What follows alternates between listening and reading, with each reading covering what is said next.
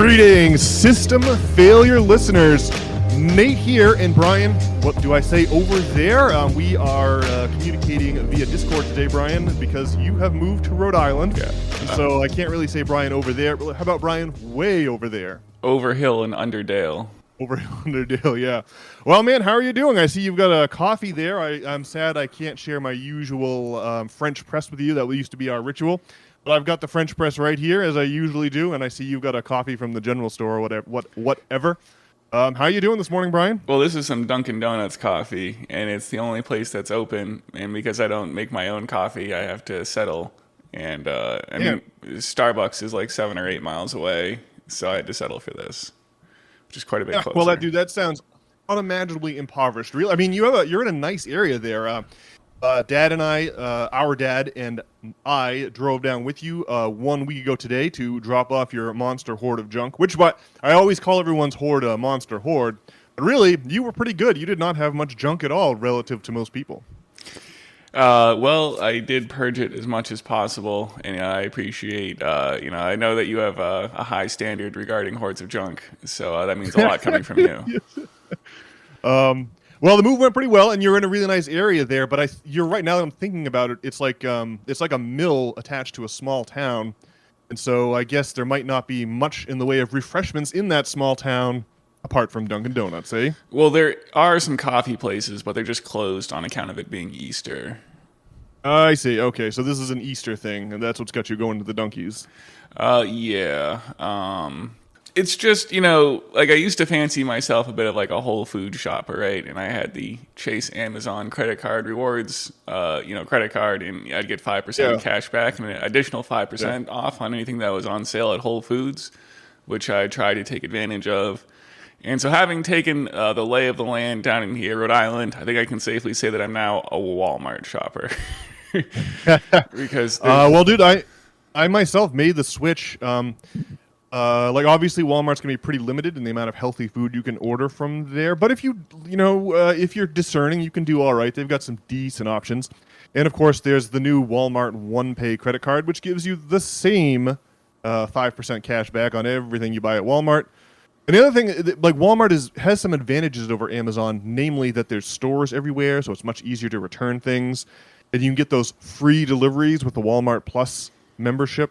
Walmart will just deliver your groceries. You'll pay the same price you would be paying if you were picking the items yourself off the depressing shelves inside a Walmart Supercenter.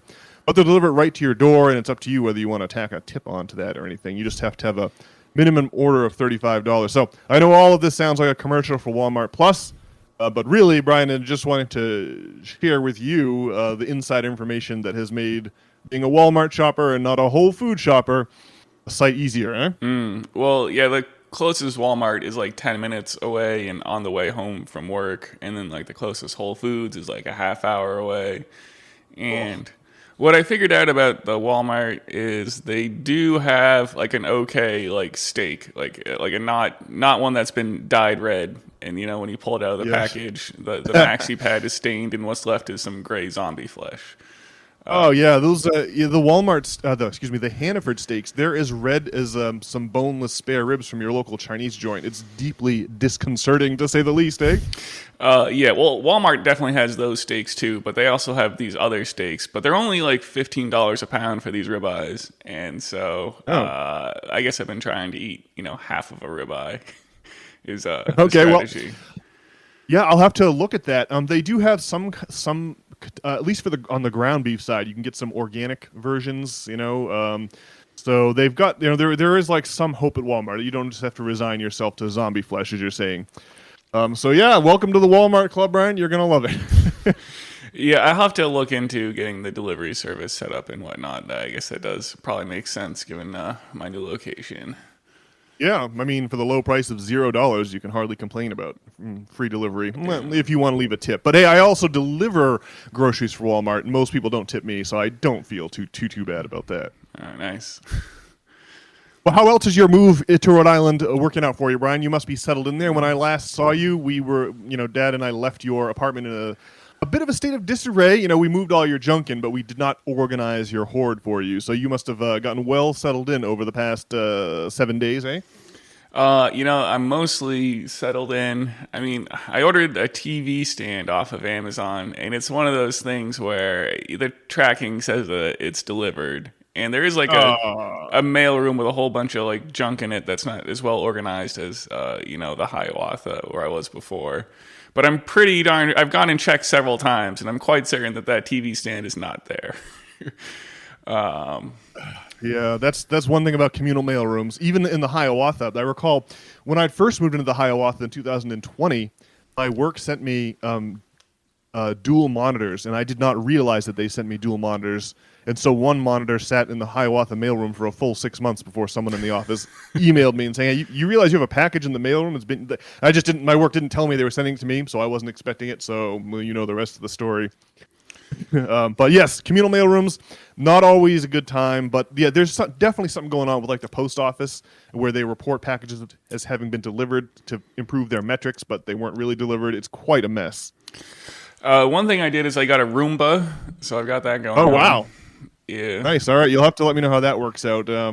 I'm curious to know if these people with Roombas actually can use the Roomba as their dedicated vacuum, or if they need to come follow it around and clean up some of the spaces it missed. So you'll have to give me the report on it. Did you get the brand name Roomba or one of the many competitors? I did get the brand name Roomba, and I got one with the auto like empty. It's got like it cleans out the Roomba. You don't have to like empty out the Roomba on your own. Oh, although all right. at some point I'll have to empty the reservoir in the larger thing, but you don't have to do it very often. All right, that's pretty good. And what of your quest to get a better chair to improve your posture? Any luck on the Herman Miller front? okay, well, let me just say this about the Roomba. And I don't think you have to follow it around with a vacuum, but I haven't really soiled the place yet to really tell. One thing about the Roomba is if you have like microphone cords on the ground, or maybe like shoelaces or guitar straps, the Roomba kind of runs afoul of those things some of the time.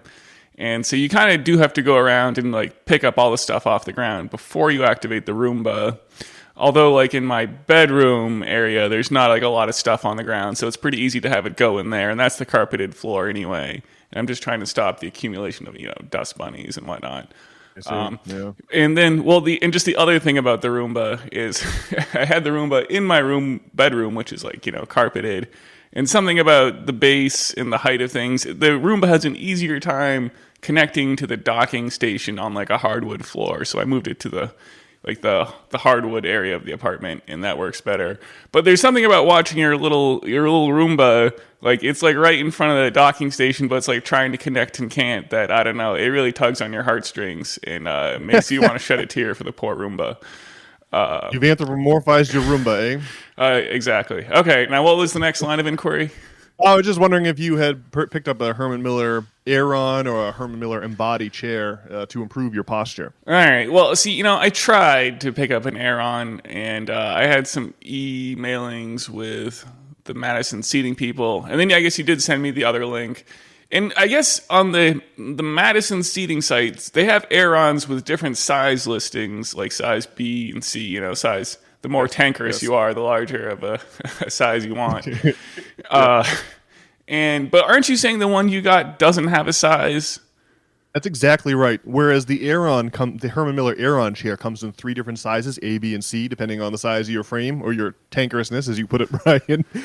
The Embody is designed to be a one-size-fit-all, one-stop shop. So there are not multiple sizes to the Embody. Okay, so it's I guess I keep on confusing the Aeron with this Embody is what's going on. Well, what I did is I ordered this chair from Madison Seating. That's like, it has a $3,000 list price and is like $500. And so, I guess I got a different one. So I'm going to see how that goes. Although it does come recommended by ChatGPT. So, okay, so you intended to buy this chair that's not Herman Miller, but a different brand. Yeah. And it's just, I guess that's what happened. I was trying to get one from the people, and then they said it wasn't available. And then they sent me an email that one was available, and I didn't respond quickly enough. And then they like closed the thing. And then so I ordered this other one, and that's what I'm trying now. Okay, well, I wish you the best of luck. You seem to be standing, as I can see you in the video chat here, so that must mean it has not arrived yet. Yeah, that all just went down over the weekend, so hopefully it gets here soon. Alrighty, well that's pretty good. And my last question on the move there, Brian. Which version of the move, the interstate move best? Which version of the interstate move best characterized your experience? Has it been like lonely, moving away from everybody you know and running fresh, where you like know no one, or has it been like a relief? Like which one would you say categorizes your first week in Rhode Island better?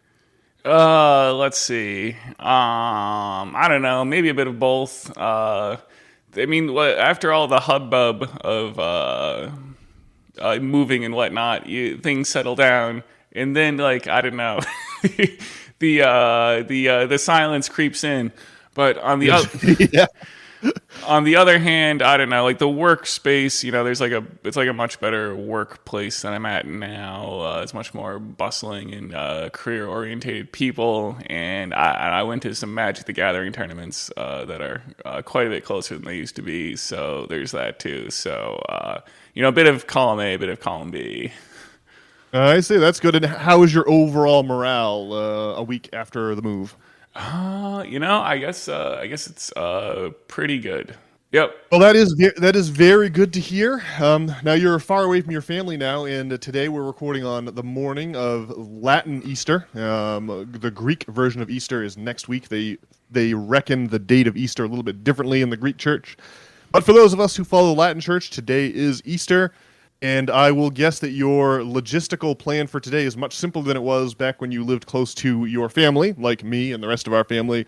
And so your phone's not ringing with demands for you to go places and do things today. So that must be kind of nice, eh? Yeah. I don't know. Is your phone blowing up with requests to go places and do things? Well, to be honest, I haven't heard from our family other than the normal Happy Easter text messages that went out. But today I will be going to the in-laws to celebrate Easter with a family of my lovely fiance Tracy. So that'll be interesting. Yeah, that's my plan for after this podcast. All right. Well, yeah, I have not gotten blown up too much other than the same text messages that you received. Yeah. So I got that going on. Well, apart from your momentous move down to Rhode Island, Brian, it has been a wild week. Well, first of all, the Red Sox started their season on Thursday. That was it. Red Sox started. They had their home opener on Thursday. They started this week, out in what was it, Cincinnati and Houston, only to return home. And I watched that game. And then the Bruins played on Thursday night. But I shut off my sporting events specifically to catch the Donald's address to the nation at 9 p.m. on Thursday. I wonder, Brian, did you stay up and try to watch that thing live? I thought there might be some kind of an announcement or something related to Donald and his Thursday night speech. Let's see. Well, I did not watch it live. I just heard people talking about it. But it sounds like the announcement is that they're going to be, cutting entitlements for more, military. Yeah, that was sort of alluded to at the back end, but I would say the entire press conference was a giant waste of time. There was nothing about that press conference that really provided anything in the way of useful information or clarified the timeline of the ongoing conflict in Iran. In short, like I say, it was a gigantic waste of time, and I think that's the last time I'll be tuning in for any of the Donald speeches live. You can just go on Twitter the next day and get and catch the scoop at that juncture. I felt like I had, been given the treatment, the red cape of the matador. I'd been suckered in, I guess, is how I felt, by being compelled to watch that bizarre speech on Thursday night. All right. Well, I guess the Red Sox stink. So yes, they've managed to tender. They're like 2-5, 2-6 on the season, so it's been the worst possible start for the Red Sox. But it's early, and so that's okay. All right. All right. Well, should we get into the disastrous state of affairs, or are you just no more live streamings from the Donald? Really, that whole. I just wanted to segue into what's going on in Iran because the Donald had his speech on Thursday, and did you see the tweet that went out like last night or something? I say tweet, but it's like a Truth Social. Let's see. Did you happen to read this thing by any chance? I don't think so. Let me pull it up here. It says, so the Donald has a Truth Social this morning. This is Thursday, right? It says, these are threats to the Iranians. Tuesday will be Power Plant Day and Bridge Day, all wrapped up in one in Iran. There will be nothing like it! Exclamation point times 3.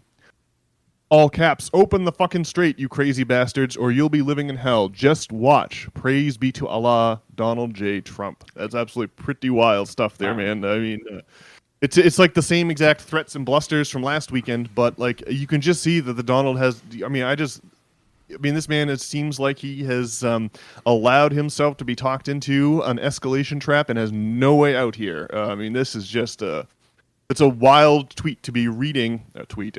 Like I say, it's a Truth Social, but it's a crazy communication from the commander-in-chief here.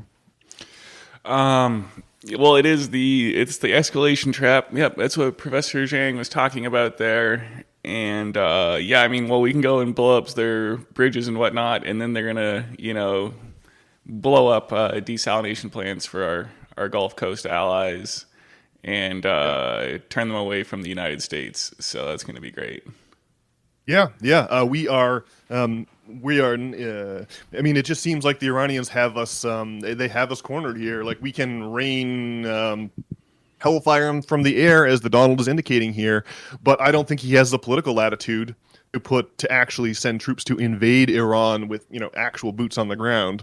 But that seems to be the only card that Donald can play here, because the more we firebomb the Iranians, the more they turn around and destroy the infrastructure of the Gulf states, who, as we've mentioned, over every single podcast the past couple of weeks here, the Gulf nations and their energy infrastructure is crucial to the existence of the petrodollar, because particularly Saudi, but also the smaller Gulf states, your Bahrains and your Omans and your Qatars and your Kuwaits, the UAE. These guys, all of the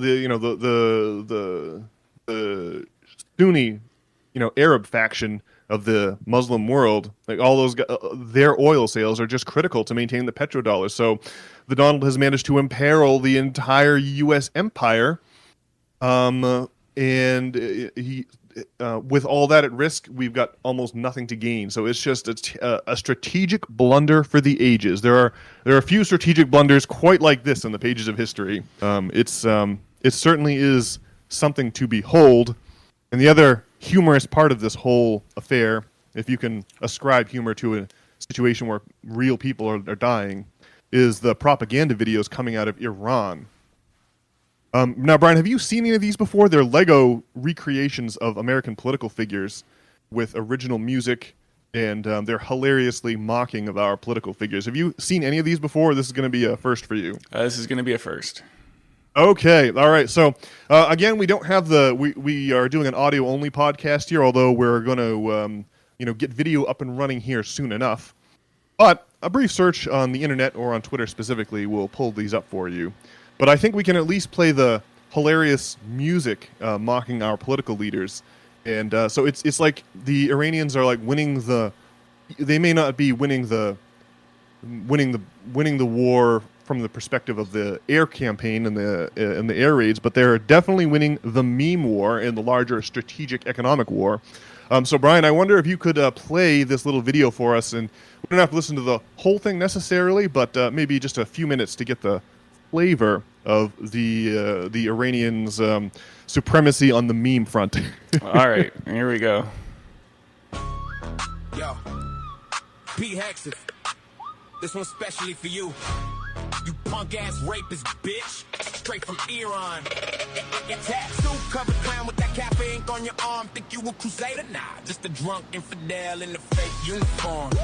Chain to kill all Muslims, wasted in the hotel lobby. Sexual assault settlement in Monterey. Blocked the door, took a phone, paid her off quiet, cause Me Too was on. Now you secretary? What a joke, bro. Cheated on wives, multiple affairs, kids in the mix, family man, hell no. So Brian, I am not hearing this music in the group chat. Oh, I see. Well, I was watching it. It probably will come through on the recording. Okay. But I watched like 40 seconds of it here. Yeah, Pete Hegseth and tattooed up and his misdeeds with women and whatnot. Yeah, it depicts Pete Hegseth as a drunk, and it brags about the Iranians being able to totally undermine the U.S. economic position. It's something else. The Iranians are bragging about how they're eating up our air raids, and it's not. They're just laughing at it. They don't even care. And meanwhile, the Lego versions of all of our leading political figures, are incompetent buffoons. Well, I mean, it does seem like effective propaganda for the 21st century, 22nd century. Yep. Yeah, there was a, let's see, I asked Gemini about these meme videos, and they were saying, Gemini says, the Iranian Lego videos that have recently gone viral are part of a digital propaganda campaign originating from state-linked organizations in Iran.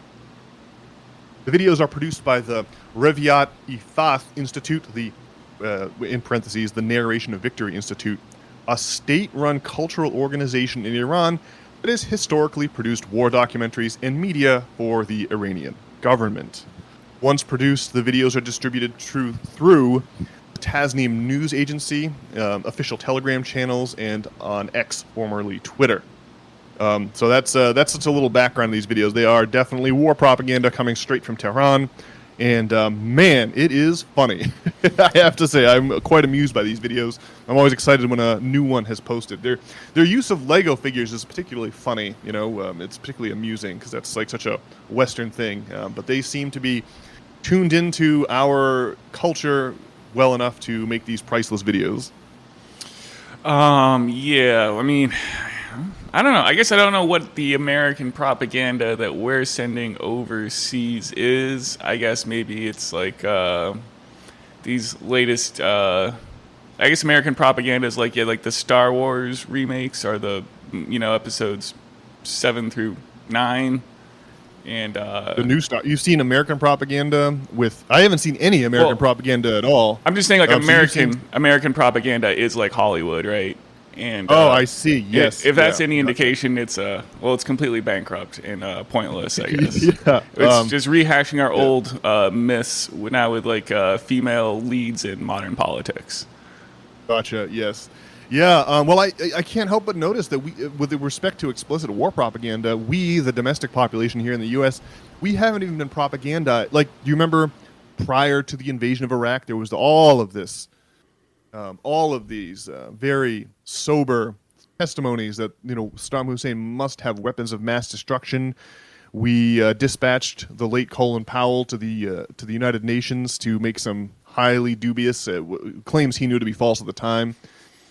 Claims about yellow cake uranium and uranium enrichment in Iraq.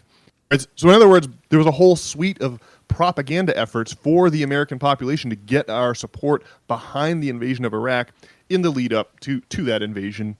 And there's been none of that. We'd have no cogent reason why we're in the region. What is it that the American people could hope to possibly benefit from a bombing of Iran, right? Do we need to have regime change? Are we worried about them getting nuclear weapons? Is this revenge for the 1983 Marine barracks bombings in Beirut that supposedly Hamas and the Iranians were Hezbollah and the Iranians were behind? No cogent explanation for this military action whatsoever. And so it seems like we have a dearth of propaganda on our side, and we can only enjoy these hilarious Lego videos from the Iranian regime from the other side. Yeah, I guess that about sums it up. Well, I guess I want to say about the war in Iran. I've been watching quite a few more Professor Zhang videos. And some of his opinions are maybe you could say contradictory, but I mean, what he's trying to do is prognosticate about the future, and it's just not quite clear how things are going to settle. So, like, one example is, China benefits from this war in Iran because, it's America's power is waning, and there's a chance for, oil dollars to be now sold in yen rather than U.S. dollars, and increase influence in the region. So that's one way they stand to benefit, and then one way they stand to lose though is that they're going to lose. What they mainly do is sell cheap junk to the United States, right? And so they're going to lose their major economic partner in that way. Well, in any case, one thing we were talking about a few episodes ago is this idea that like Israel like benefits from this war, and I guess I didn't really understand how, because it seems like if they lose the backing of their American financial monies, that they're going to be in a tough spot. And I guess here's just one thing I learned from Professor Zhang that I thought really shed light on the matter, and that is that the whole idea of Pax Judaica, it doesn't include Iran is the thing. I mean, it's got like Syria and Lebanon and these other areas around Israel, but they actually don't really want to take over Iran, right? And so what you're going to have is America power waning, and then at some point it just becomes a negotiation between Iran and Israel over the area, and those will be the two local powers, and they can reach some kind of détente. But the influence of the United States in the area will, wane.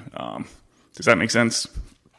Yeah, according to my understanding, or the Greater Israel Project, the biblical prophecy that promises to the Jews, to the people of Abraham, to the biblical prophecy that is at the center of all of this, of the Greater Israel Project, suggests that the Jews should own all the territory from the Nile to the Euphrates River, but the Euphrates River is in Iran to the south. Is in Iraq to the south of Iran. So, yeah, it seems to me that that's exactly right. The Greater Israel Project is not about folding Iran into Greater Israel, but it is about destroying the ability of Iran to intervene on behalf of the Arab populations that are under a regime of extreme oppression within the borders of Israel. Right, that I think that what the Iranians want, what the Israelis want, is for Iran to be a failed state with warring factions and endless civil war that presents no threat whatsoever to the Greater Israel Project. Does that jive with what you've heard from the aforementioned Professor Zhang, Brian? I think so. I think what it is, though, is just that Iran is unlikely to fail in that way, and what'll happen before that is the American empire will collapse in on itself. Yeah. Yes. And then so our power will wane in the region, and then so you'll have some kind of new Israel. Will really just take over as a power. It'll be Israel versus Iran in the region, as opposed to the U.S. Gulf Coast Israeli alliance in the region versus Iran. One of Professor Zhang's predictions is that the United States, or the whole Western Hemisphere, has unlimited resources.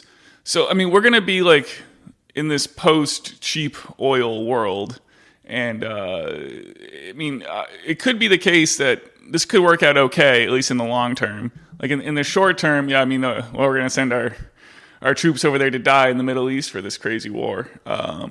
But in the long term, just in the new paradigm, America's just not going to be involved. There's a chance that we can return to our isolationist roots, I guess, and we'll just have to use our own resources here and not be involved. And that'd be an outstanding result if it actually happens. So, one of the most famous podcasters of all time, of course, is Mr. Dan Carlin, and he had a whole episode about 10 years ago about how much better life is for regular rank and file people like you and me, Brian, who live within the empire. It's a huge his examples were your typical citizen within the British Empire, your typical citizen within Nazi Germany, right? These huge empires, it really gets a lot easier for regular folks like you and me when we're not faced with the huge tax burdens that come with the blood that gets spilt. It really, in many ways, regular people, they don't feel the effects of empire so much. It's just the elite classes that feel the benefits of empire. And it becomes a heavy lift for everyone all the regular folks like you and me who have to live inside the empire. So I'm inclined to echo your sentiment there, Brian. I do think that the collapse of the American empire, ultimately in the long run, has got to be counted as a great thing for humanity and even for most Americans. So agreed entirely. Yeah. Well, I guess, I was thinking about how I had advocated for the Donald before on this very podcast. And man, it's a lot of shame and humiliation right now. Yes. But maybe the Donald is just inept enough to crash the military-industrial complex into the ground, and then we can step away from these foreign engagements. It sounds unlikely. We're just so like resource rich here in the West that I mean, you got to think that our reptilian overlords need to find a way to keep us enslaved. I think you mentioned it like, I think you're the one that made the comparison to the Pirates of the Caribbean movie where Johnny Depp, he steps off his sinking sloop and just onto the dry dock just in the nick of time. It would be quite a pirouette for the Donald to execute to be able to destroy the American empire without doing serious damage to our lives here domestically. But maybe it can happen. I mean, maybe we have every reason to be optimistic. But to just echo your sentiment, I was also optimistic about the Donald getting elected, even though I couldn't vote for the guy. I still thought that I saw it like a big question mark in the Mario Brothers. Like on the one hand, we have the entrenched political establishment, the Biden/Kamala Harris campaign. These guys are we're funding the Israeli genocide in Gaza, and they just seemed to support Israel blindly. And so I don't know. I mean, I wonder, do you think that if we had President Kamala Harris that we would like not be in Iran? I mean, it's a tough that'd be a tough case to make, just because the Biden administration, which Kamala Harris notably said she couldn't think of a single thing that she would do differently than President Biden had done in his first term. I mean, those guys were wholesale supporters of the Israelis in their humanitarian outrage in Gaza. So, I mean, I think it's just the Israelis realized after October 7th in their ongoing genocide, which we all got to see in 4K on TikTok.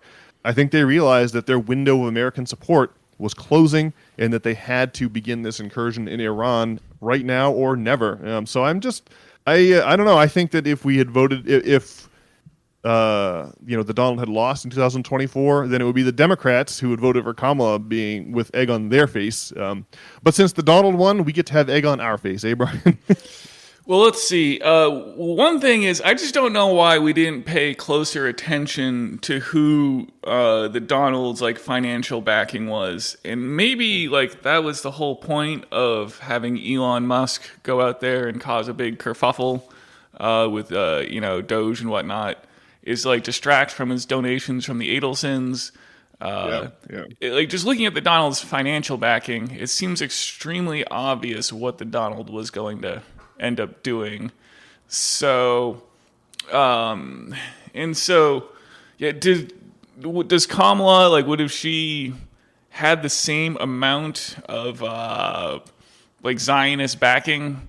It's kind of hard to imagine that she wouldn't, but on the other hand, I don't know, like the Donald might be the only one stupid enough to do this war with Iran, I guess. It seems like other leaders backed off. But it's hard to say. It's a big question. But the Donald might be the only one who's dumb enough to get us into this war and like finish off the military-industrial complex. So, maybe I'm sure only the Donald could handle it this poorly. In that if if Kamala was in charge, she wouldn't do a bad enough job to finish off the beast, basically. I've just asked Gemini if the Harris campaign had similar financial contributions from Zionists as the Trump campaign. And the first sentence here is, well, both campaigns received significant support from donors who prioritize U.S.-Israel relations. The scale and the nature of the contributions differed considerably. In the 2024 election cycle, the Trump campaign relied more heavily on massive donations from a small number of mega donors, whereas the Harris campaign, and Biden before her, saw a larger volume of smaller-scale institutional and individual support from pro-Israel groups. I don't know, man. I do think that, I think this Iran war was going to happen either way. Well, one thing I heard somewhere, and I can't remember who it was, but they were making the point that if the Donald did not get reelected, he was going to go to jail, right? And so he had a certain desperation that, like the Adelsons could take advantage of, is what these people were suggesting. And that kind of makes sense. So, I guess I'm inclined to believe that it would be different to some extent under Kamala, but it's hard to be sure. I mean, just some more details here from ChatGPT. It does list the Miriam Adelson donation of $100 million, and then it doesn't have another one for the Donald's campaign. It lists other mega donors like Timothy Mellon and Elon Musk, who are not exclusively Zionist donors. They contributed hundreds of millions to PACs supporting Trump. But the Harris campaign has, from J Street, a pro-Israel, pro-peace group, raised $6 million, making it the largest Jewish organizational fundraiser for her campaign. Democratic Majority for Israel endorsed Harris immediately after she entered the race and spent millions in the primary and general cycles to support pro-Israel Democrats. Haim Saban, a longtime Democratic mega donor and media mogul, Saban has consistently funded Democratic candidates and hosted high-dollar fundraisers for the Biden-Harris ticket. So I don't know. Yeah, I don't know if any of this is really conclusive, but I do think that the AIPAC and the Zionist lobby, the Israel lobby, they're famous for backing both horses in all these races, right? Isn't that they don't concern themselves with Republican versus Democrat like the voters do, right? They just fund both sides of the aisle. So I don't know. Maybe this is all cope, Brian, and that you and I regret having rooted for the Donald to ascend the throne in 2024. But I do think the idea that I don't think we can say for sure that the foreign policy would have been substantially different under a Biden versus a Harris versus the Donald administration. It does seem like the forces that are driving us to face our destiny in the Middle East are persistent no matter which political party happens to hold the Oval Office at any particular time. But again, could all just be cope from the likes of me and you trying to justify our views from 2024, eh? Well, I just think you'd have to agree that the Donald has a certain kind of like unique bumbling incompetence that's going to cause like a worldwide like conflagration and alienate the base over here. There's just something about that would have to be different than under Kamala, right?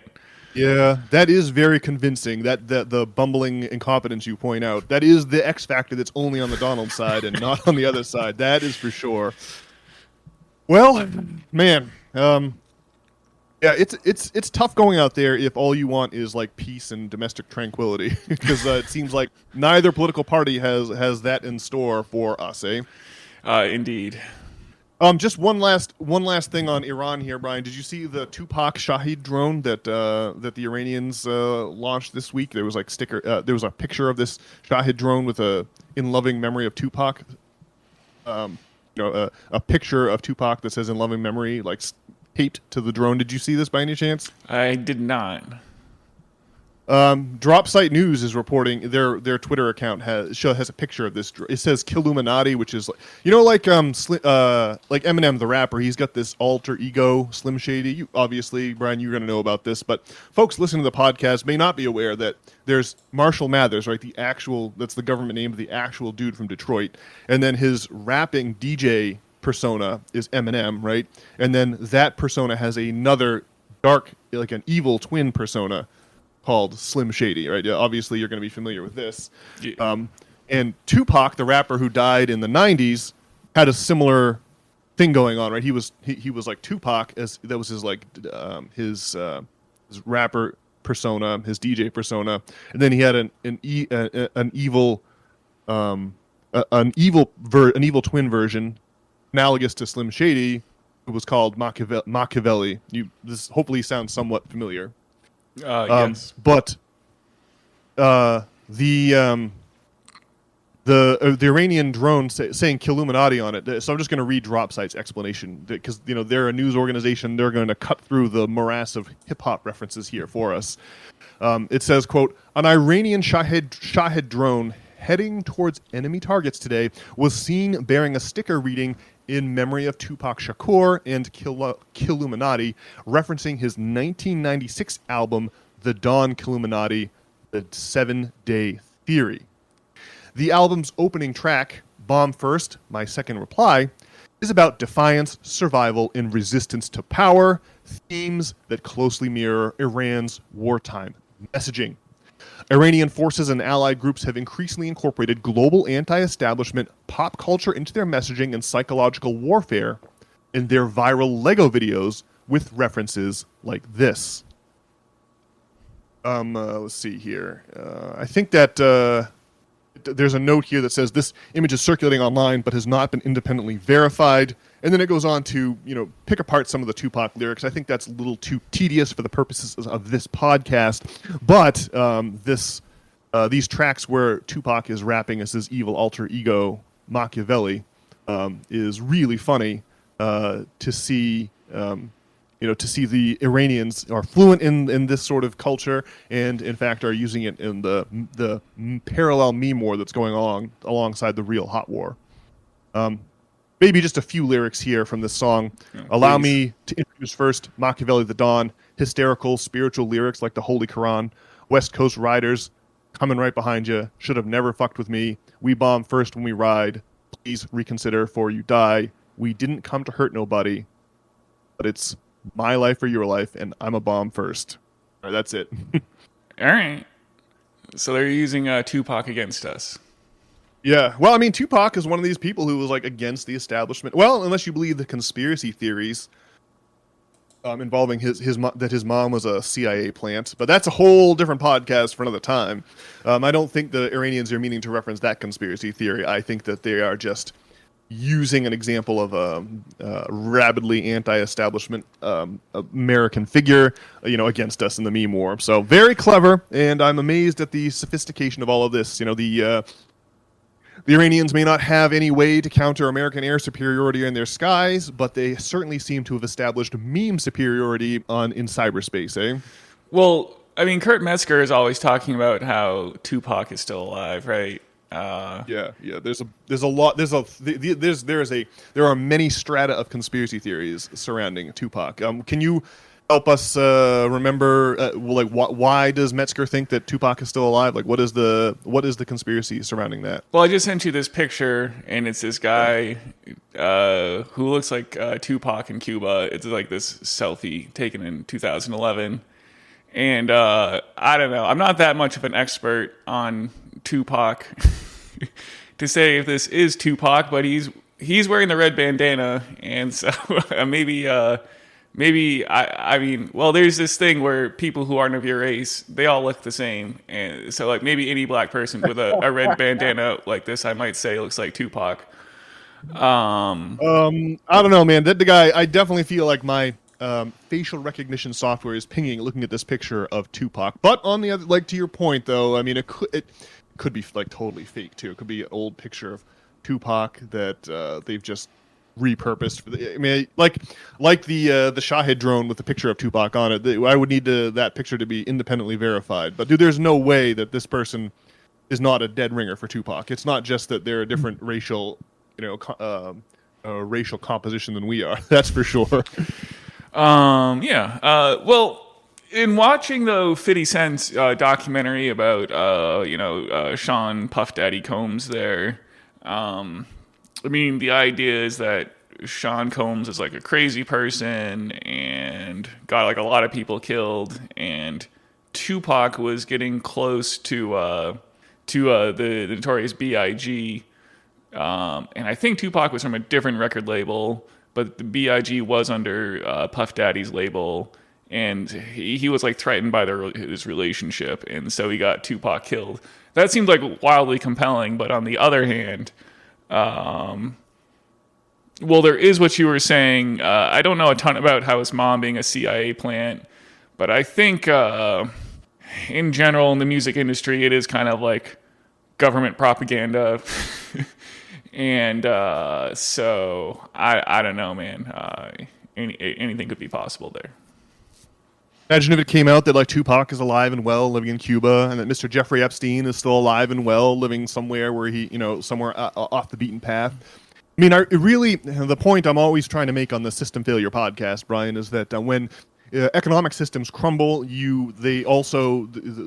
that process also comes with a massive paradigmatic shift, right? Because so much of what we believe to be true is propagated or explained to us, or we rely on authorities we rely on the word of authorities to flesh out our mental models of reality. But the more that economic systems become dysfunctional, the more they become corrupt, and the more they become corrupt, the more the authorities lie to regular people like you and me. And so there's always like a big reconciliation with actual reality that has to happen when, say, the Roman Empire collapses or when the medieval economy collapses.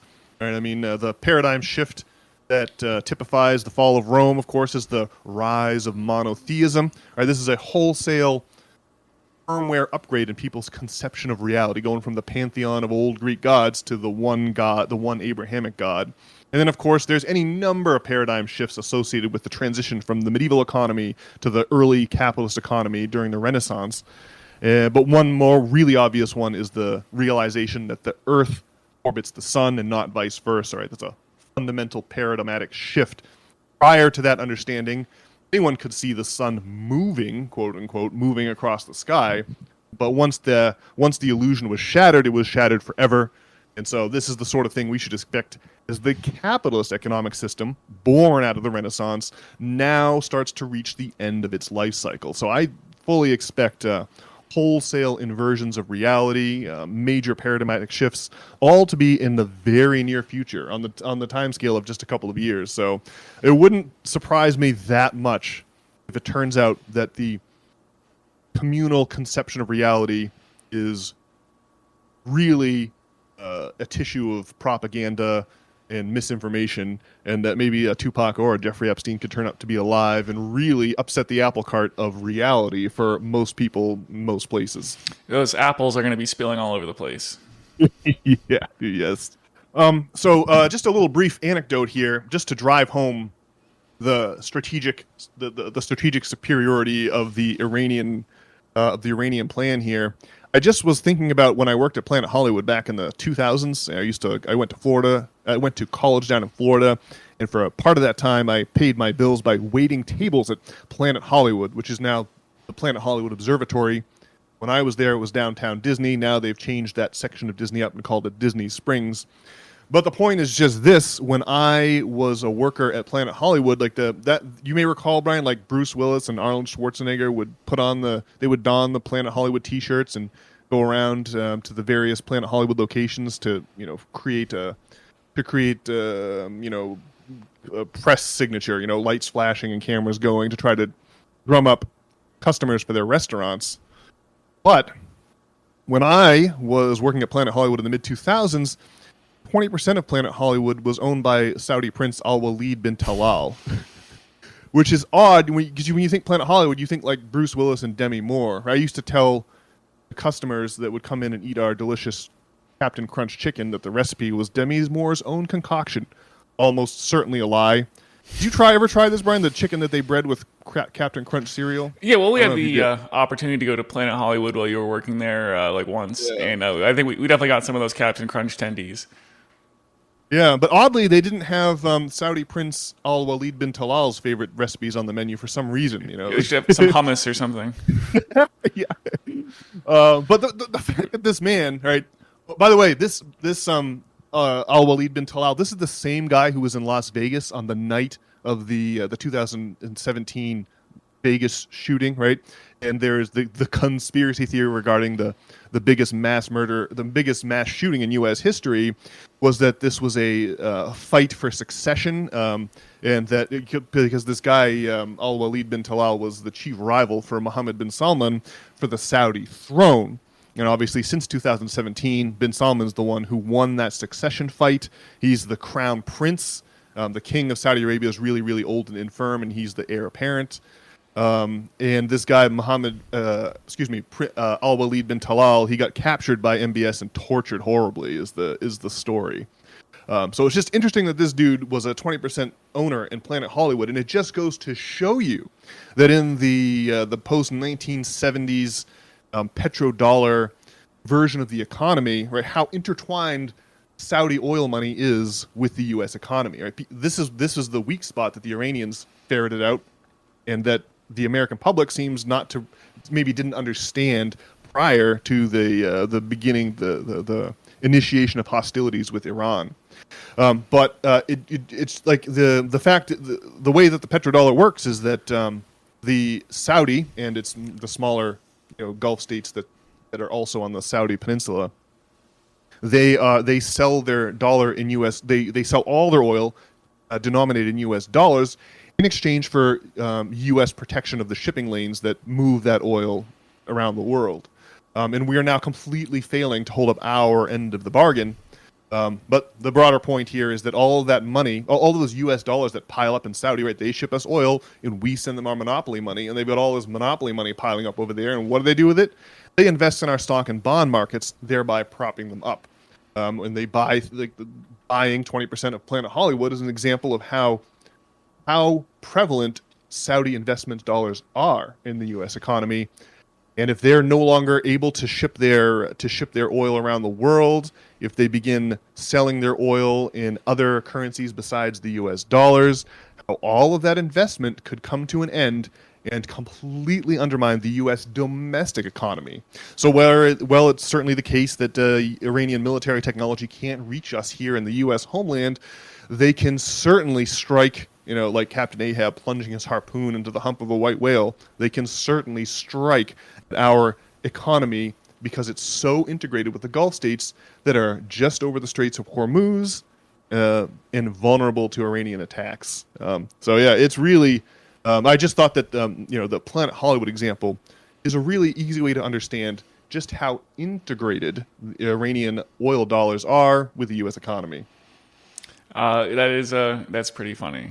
He's a 20% owner in Planet Hollywood. They don't advertise that when you're walking in. That's for sure.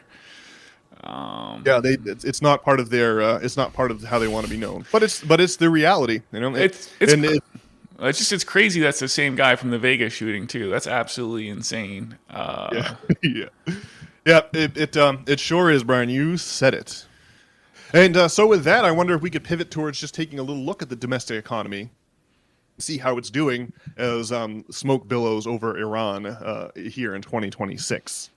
Did you see this one, Brian? Bloomberg ran a piece this week claiming that half the planned construction of U.S. data centers in 2026 could be canceled. That is absolutely wild. And obviously, investment in these data centers that run the large language models that are hot couture in today's 2026 version of the U.S. economy.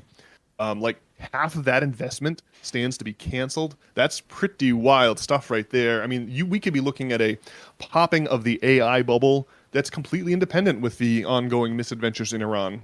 Yeah, I guess that's pretty crazy. I would have to imagine these data centers are big money. And how are they going to power the Eye of Sauron, right? If they don't have all these data centers. But I guess if the financial backing just isn't there, and if the AI isn't making as much money as they wanted to, then maybe that's the case. Well, there are some underlying causes for the potential cancellation of half of planned construction of U.S. data centers.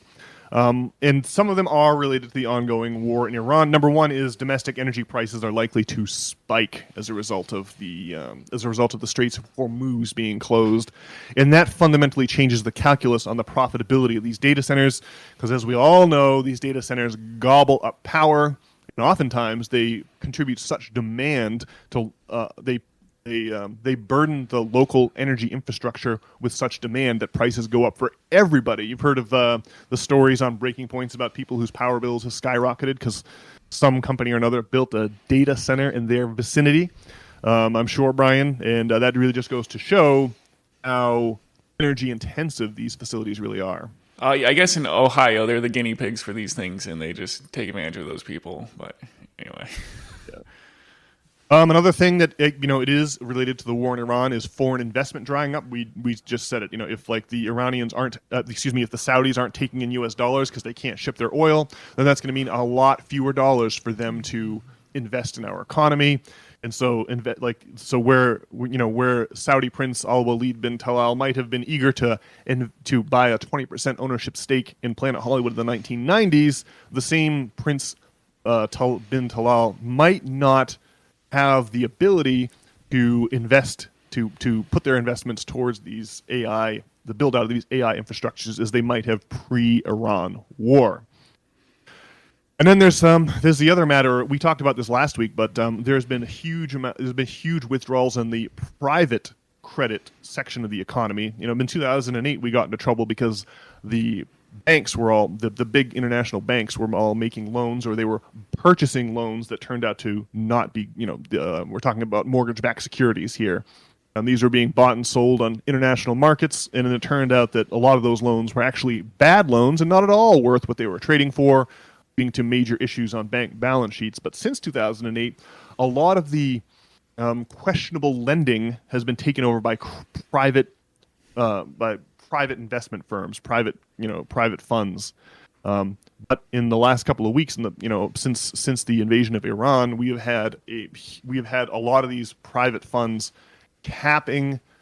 A lot of the private investors in these funds are trying to pull their money out, and their withdrawals are getting capped. And so private credit is drying up, in addition to foreign investment drying up, in addition to energy prices spiking. These are all major, major headwinds to the build-out of U.S. data centers that's planned for this year.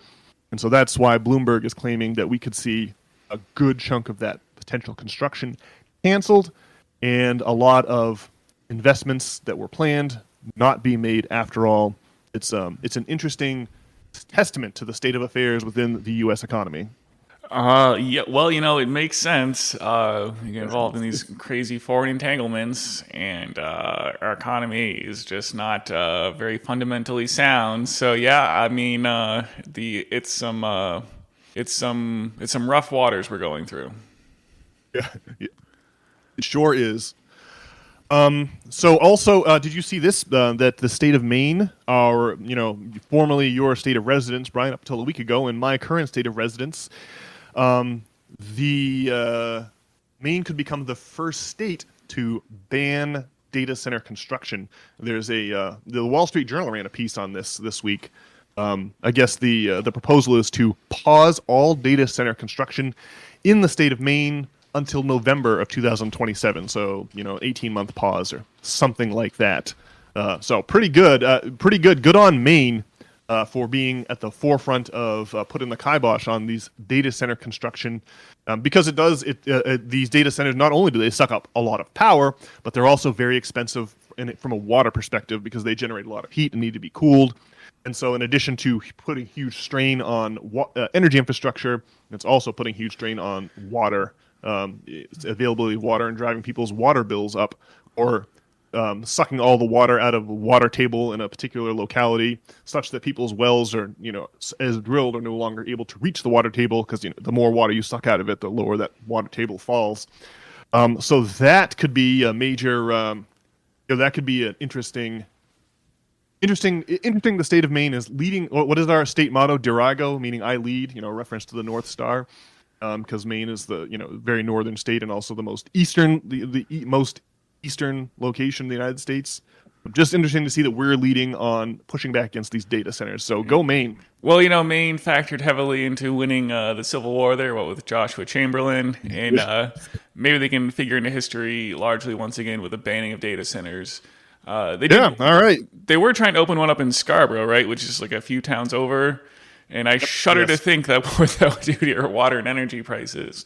So it could be bad. I don't know. Yeah. Unfortunately, I've moved away though. But I don't think there's any big data centers, at least where I am here in Rhode Island. But yeah. Well, maybe once every 150 years or so, Mainers can rise up, eh? Yeah. Okay, so maybe one final thing on the domestic economy here, Brian. Did you see this one? This week, Oracle laid off 30,000 employees. 30,000 employees. They only have 162,000 employees. That's 18% of its entire workforce. So that is a deeply troubling sign for the U.S. economy. Man, what do they do with 162,000 employees? Is that how many they have? Yeah. Yes. Yeah, they run like the Oracle enterprise systems. A lot of companies run on these big systems, and so they have I guess a semi-monopoly in that space. I see. And Microsoft has one. Google has. There's a couple different ERPs. Enterprise resource. I forget what ERP stands for, but Oracle is a big one. It's the one that when I worked at WEX, that's what they used there. That was their infrastructure. So yeah, Oracle's a big one, and man, 18% of its entire workforce. Now, the reason they've laid off 30,000 employees, is because Well, there's two reasons. The money behind it's like Larry Ellison is the guy that founded Oracle. He's one of these big Zionist, big money donors, and the Ellison family was last seen outbidding Netflix to purchase Warner Brothers, slash HBO. This was the big story last month. There was the Netflix and the Ellisons were fighting over who was going to be the one to purchase Warner Brothers and add it to their conglomerate. Obviously, the Ellison family also owns CBS, which hired Barry Weiss to take over CBS, become its new managing director, and install a pro-Zionist point of view on that huge news network.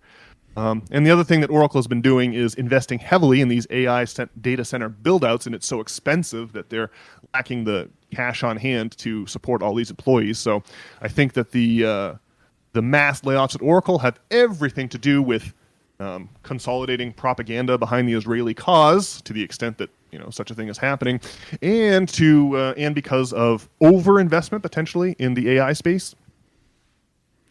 Well, it's just crazy the way that the economy, it only ever really gets worse. And, so 9/11 happens, and then we adapt to that new crazy paradigm with, just the George Bush years were an economic disaster, a lot of home foreclosures and whatnot. But then the others the 2011 economic crisis, and I don't know, we just get adapted to how crappy things are then, and then they come for with the COVID, and now we're going through, and we've just gotten used to the new COVID paradigm and restaurants being completely unaffordable, and we're accepting that homes are not affordable, and now it's time to come and pull the rug out from the economy again, and who knows what they'll take from us next. It's been 6 years since the COVID lockdowns and all of the government checks going out and the mass printing of money. So the capitalist economic system, it's on the watch for its next collapse. It's hard to believe it's already been 6 years, eh? Yeah. All right. Well, Brian, I think that's about all the news that's fit to print. What do you say we bring it home? All right. Sounds good. Alrighty, folks. Well, this is always the moment when I entreat you and our venerable listeners to pay us a little visit over to systemfailure.org. If you are so inclined, you can leave a message for Brian or me over on the About page simply by clicking on the appropriate name. And alternatively, you can also sign up to receive the weekly essays written by yours truly each and every Sunday right there in your email inbox. Okay, well, I guess that's about it for this week, Brian. Glad you are settled in and happy down there in Rhode Island. I will be looking forward to our next podcast next week. Can't wait to talk to you all then. All right, see you folks.